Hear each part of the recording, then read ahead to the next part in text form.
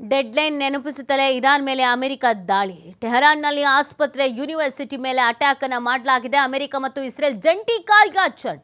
30ಕ್ಕೂ ಅಧಿಕ ಯೂನಿವರ್ಸಿಟಿಗಳ ಮೇಲೇನೆ ದಾಳಿ ಮಾಡಲಾಗಿದೆ.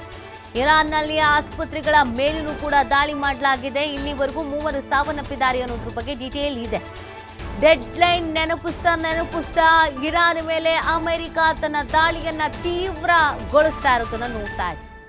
ಈ ಯುದ್ಧದ ತೀವ್ರತೆ, ಯುದ್ಧದ ಸ್ವರೂಪ ಮತ್ತಷ್ಟು ಗಂಭೀರವಾಗ್ತಾ ಇರೋದು.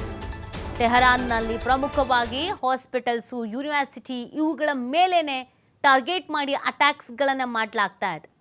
ಡೆಡ್ಲೈನನ್ನು ನೀಡಲಾಗಿತ್ತು, ಗಡುವು ನೀಡಲಾಗಿತ್ತು. 48 ಅವರ್ಸ್ ಅಷ್ಟೇ ನಿಮಗೆ ಅಂತ. ಇದಕ್ಕೆ ಇರಾನ್ ಕೂಡ ಕೌಂಟರ್ ಕೊಟ್ಟಿತ್ತು, ನೀವು ಯಾವುದೋ ಭ್ರಮೆಲಿದ್ದಂಗಿದ್ದೀರಾ ಅಂತ.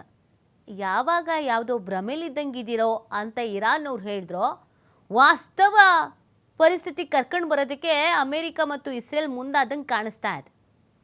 ಜಂಟಿಯಾಗಿ ಅಟ್ಯಾಕನ್ನು ಮಾಡಲಾಗಿದೆ. ಪ್ರಮುಖವಾಗಿ ಹಾಸ್ಪಿಟಲ್ಸ್ಗಳು, ಯೂನಿವರ್ಸಿಟಿಗಳು ಇವುಗಳ ಮೇಲೇನೆ ಅಟ್ಯಾಕನ್ನು ಮಾಡ್ತಾ ಇರೋದು. ಅಮೆರಿಕ ಮತ್ತು ಇಸ್ರೇಲ್ ಜಂಟಿ ಕಾರ್ಯಾಚರಣೆ. 30ಕ್ಕೂ ಅಧಿಕ ಯೂನಿವರ್ಸಿಟಿಗಳ ಮೇಲೆ ದಾಳಿ ಮಾಡಲಾಗಿದೆ. ಇರಾನ್ನಲ್ಲಿ ಹಾಸ್ಪಿಟಲ್ಗಳ ಮೇಲೂ ಕೂಡ ದಾಳಿ ಮಾಡಲಾಗಿದೆ. 3 ಸಾವನ್ನಪ್ಪಿದ್ದಾರೆ ಅನ್ನೋದು ಗೊತ್ತಾಗ್ತಾ ಇದೆ. ಯುದ್ಧದ ತೀವ್ರತೆ ಮತ್ತಷ್ಟು ಬಿಗಡಾಯಿಸ್ತಾ ಇರುವುದನ್ನು ನಾವು ಗಮನಿಸ್ತಾ ಇದ್ದೀವಿ.